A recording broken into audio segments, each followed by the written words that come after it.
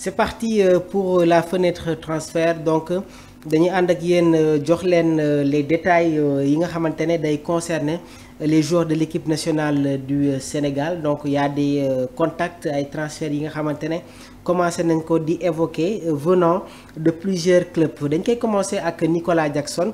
Aston Villa veut Nicolas Jackson. Donc Chelsea est en voie de perdre son attaquant Jackson cet été.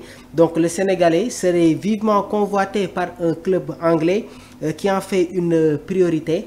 Donc un été mouvementé se prépare à Chelsea. Nicolas Jackson jamono ji ngi disputer la Coupe du Monde des clubs avec les Blues. Donc arrivé à Londres en juillet 2023 en provenance de Villarreal pour 37 millions d'euros, Nicolas Jackson pourrait quitter Chelsea cet été. Donc auteur de 9 buts, 5 passes décisives en 23 matchs de Premier League la saison écoulée, Nicolas Jackson s'est imposé comme l'avant-centre attiré du club londonien. Néanmoins, le buteur sénégalais et Chelsea pourraient se séparer cet été. En à croire Give Me Sport, Aston Villa est prêt à rentrer en contact avec Nicolas Jackson pour un transfert cet été. Le club de Birmingham, sur le point de perdre Oli Watkins en partance pour Arsenal, aurait ciblé l'international sénégalais comme son remplaçant. Donc à Londres nag on n'a pas fermé la porte à un départ de Nicolas Jackson, surtout si une offre significative arrive. Donc club bi di Chelsea jot nañu le club a récemment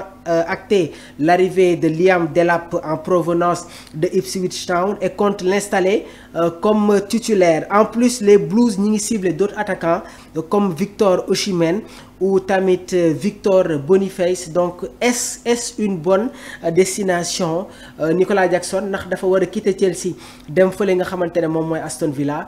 On attend vos réactions.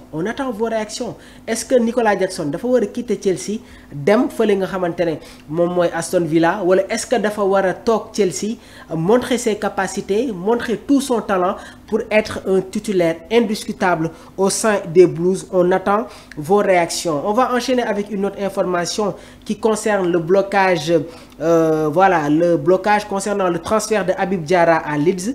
Donc alors qu'une offre de 18 millions de livres sterling a déjà été formulée par le club Leeds pour le transfert de Habib Diarra, un blocage a été signalé par le journaliste britannique ki nga xamante ne moom mooy Ben Jacobs. Donc mu nekk un retournement de situation concernant le transfert d'Habib Diarra, le milieu de terrain de Strasbourg à Leeds, alors que le club anglais jotoon na formuler déjà une offre officielle de 18 millions de livres sterling. Le transfert peine à se réaliser selon les informations de la presse anglaise. Selon Ben Jacobs, le blocage du transfert viendrait de l'entourage du joueur qui peine à retrouver un milieu de terrain, waaye tamit retrouver qui peine à trouver un terrain d'attente avec le club anglais. Donc jamono ji nag les discussions entre Leeds et le joueur ou son entourage restent délicates, ce qui ralentit voire freiner bile opération.